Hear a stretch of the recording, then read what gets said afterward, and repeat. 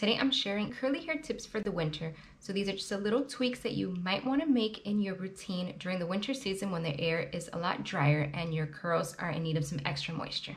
Hi, I'm Delilah from the Holistic Enchilada, and on my channel I share tips, tricks, and resources to help you embrace your curls and keep things simple. Go ahead and subscribe to this channel for lots more content. You can follow me along on social media at Holistic Enchilada or head over to my blog holisticenchilada.com for lots more free resources. So winter season might be a time where you will need to tweak your routine. So this isn't the case for everybody. For example, I'm in Florida and our winter is really very mild. So it gets a little bit drier and it goes from really uncomfortably humid, where the dew point is like in the 80s and 90s, down to maybe like the 70s and the 60s on occasion. And so the air just gets enough, just like slightly drier so that it's comfortable, and it's like what would be considered normal everywhere else. So I don't really make any tweaks other than I can actually use products with humectants like glycerin and stuff without a problem. If you're in a really rainy area, like maybe the Pacific Northwest, then you're dealing with humidity and cold. You're probably not gonna have any struggles with dryness because there's a lot of moisture in the air. So in that case, you wanna do things that help with humidity. So kind of the same things that we do here in the South, basically for most of the year. For everybody else who is in an area that tends to get drier, then this video is for you. So what's going on in the winter is that the dew point drops, and if you've watched my videos before on dew point and weather styling and all that, you'll know what dew point is. So the higher the dew point, the more water that the air can hold. The lower the dew point, the less water, so that means it's drier. And like comfortable dew points is usually somewhere around 50 to 60. That's like where pretty much you don't have to do anything special because everything will work. And then once you get higher up, that's when it's like considered like really humid. That's basically like the summer months, especially in the South, it's most of the year. And then the winter dew points for areas that get dry will drop down into like the 20s and 30s. So that's like really dry. And in this case, because there's less water in the air, your hair is going to behave very differently. This is because your hair will release the moisture, the water that's in it, in these conditions when it's below 35 degrees. So there's a couple of things that you can do to prevent this from happening. So you're gonna wanna avoid humectants, the common ones that are not film forming, for example, glycerin, propylene glycol. I will list them in the description. You're gonna wanna use conditioners and products that add moisture to the hair. You're probably gonna do better with light hold products instead of hard hold, because hard hold tends to be a little more drying, so light hold might work better for you. And you might wanna add in some emollients, which are basically like oils and butters, to help kind of form a barrier between your hair and the dry air around it. So how can you do all these things? First up, you're gonna wanna use more conditioner than you've been using. And this doesn't necessarily mean applying more conditioner, it could just mean conditioning more often or deep conditioning more often.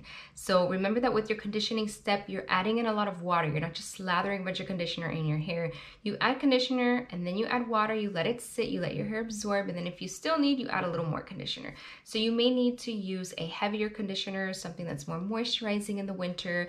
You may need to up your deep conditioning from once a week to twice a week, or once a month to twice a month, whatever your normal schedule is. If you notice that your hair is starting to feel dry, then the first thing you should do is increase the amount of moisture you're giving it with your conditioning.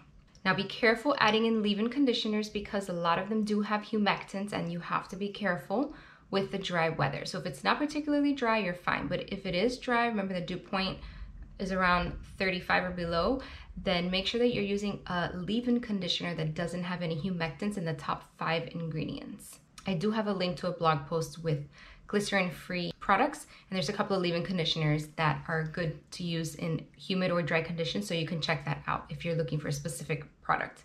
Now, brushing dry hair can be a little bit worse in the winter because your hair is already like, it's starting to feel drier.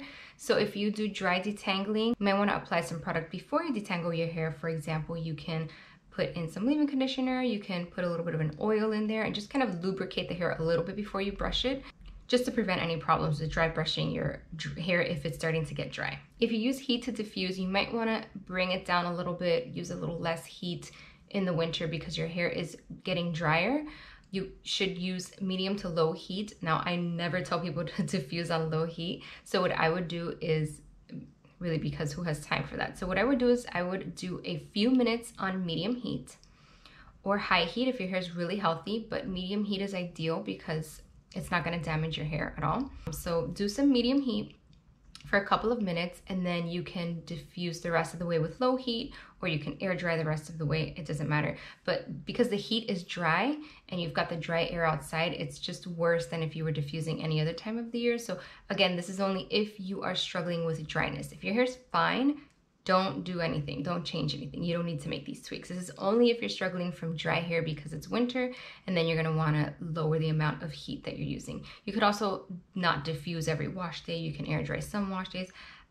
I wouldn't do that because I hate the way my hair looks air dried, so I would just bring down the amount. Maybe I would diffuse to 50% or something, just not diffuse to fully dry, and use a little bit less, like a low heat instead of medium. Okay, you can try sealing your hair. So this is using something like an emollient like oil, or it can even be a silicone serum if you use silicones, or maybe a water-soluble silicone, which would be kind of CG approved.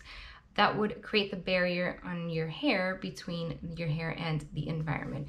So I suggest lightweight oils, and you want to kind of lock in the moisture, so it's ideal to use them when your hair is still wet before they dry. Although some of them, like the Curlsmith one, the new bonding oil, says to use it on dry hair. But that oil is a little different because that's like a protein heavy oil, so that's not really like a finishing oil for moisture.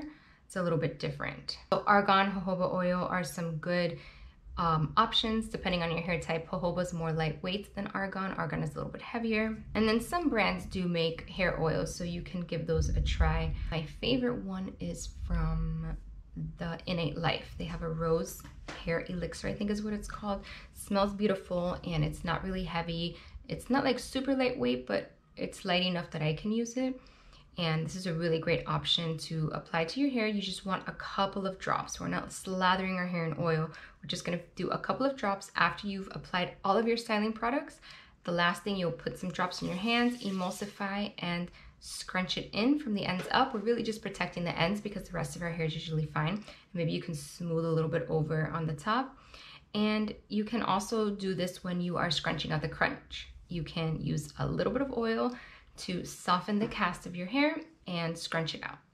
The thing to remember with oils is that because they are blocking, they prevent the hair from absorbing moisture. So come wash day, you can't be using co-wash and using oils. That would, because the co-wash would never wash the oils out, and then over time your hair would stop absorbing water and moisture from products. So if you're gonna be using oils in your routine, make sure that you're clarifying on a regular basis and you're using a low poo at least every couple of washes so that you're not getting a ton of buildup, because if you create that buildup on your hair and you seal it to the point where it is not absorbing any water or conditioning agents or any moisturizing ingredients in your products, then it's going to start to dry out a lot faster as well. So you might be thinking you're moisturizing by putting oils, but the oil's not really moisturizing your hair. It's just kind of keeping what's in there, and it also doesn't let anything in. So you have to be careful with them. You should already be doing this, but a silk pillowcase is great. Again, it doesn't take out any of the moisture from your hair like a cotton pillowcase does. And if you don't want to use silk, you can use satin. Tea Owls makes a nice satin pillowcase, and you can use my affiliate code Holistic Enchilada to save 15% on that. Protective hairstyles can be an option if you're going to be outside for an extended period of time. So if you're like going skiing, or if you're just gonna be walking around outside and it's like really windy or it's snowy, I would recommend that you put your hair up somehow. You can put it in a braid, put it in a bun, or cover it up with like a satin or silk lined beanie cap or something like that. So there's all kinds of companies now that make these like lined hats that you can use. I will link one of them in the description below.